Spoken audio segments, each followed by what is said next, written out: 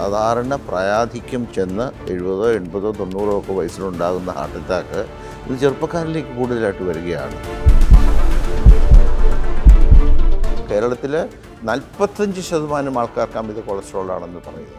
നെഞ്ചുവേദന ഉണ്ടെങ്കിൽ മാത്രമേ ഹാർട്ട് അറ്റാക്ക് ഉണ്ടാവൂ എന്നുള്ള ആ പഴയ ധാരണ മാറ്റിമറിക്കേണ്ട സമയം അതിക്രമിച്ചിരിക്കുന്നു എന്നാണ് അതിൻ്റെ അർത്ഥം. ചെറുപ്പക്കാരിൽ പുതിയ ലക്ഷണങ്ങൾ കണ്ടു തുടങ്ങുകയാണ്. സാധാരണക്കാരായ ജനങ്ങൾക്ക് ഇപ്പോൾ ഉള്ള ഏറ്റവും വലിയൊരു ആശങ്ക എന്ന് പറയുന്നത് കോവിഡ് വാക്സിൻ എടുത്ത് അതിൻ്റെ സെക്കൻഡ് ഡോസൊക്കെ എടുത്ത ആളുകൾക്കാണ് കൂടുതലായിട്ടും ഹൃദയാഘാതം അതുകൊണ്ടാണ് വരുന്നത് എന്നൊരു ധാരണയുണ്ട് ആളുകൾക്ക്. ഈ ആൻജിയോപ്ലാസ്റ്റി ഒരു രക്തക്കൊഴൽ ചെയ്ത ശേഷം അവൻ അമിതമായി ഭക്ഷണം കഴിക്കുകയും മദ്യപിക്കുകയും പുകവലിക്കുകയും പ്രമേഹം ക്രമപ്പെടുത്താതിരിക്കുകയും പ്രഷർ ക്രമപ്പെടുത്താതിരിക്കുകയും കൊളസ്ട്രോൾ കുറയ്ക്കാതിരിക്കുകയും ചെയ്താൽ അടുത്ത രക്തക്കൊഴലുകളും താമസിയാതെ ബ്ലോക്ക് ഉണ്ടായി അവർക്ക് ഹാർട്ട് അറ്റാക്കിലേക്ക് പോവുകയാണ്.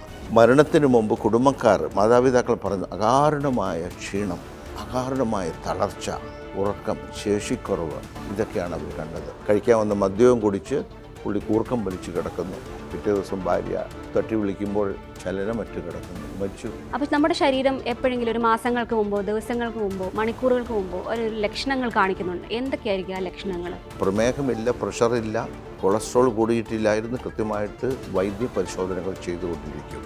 എന്നിട്ടും എങ്ങനെ ഇത് സംഭവിച്ചു?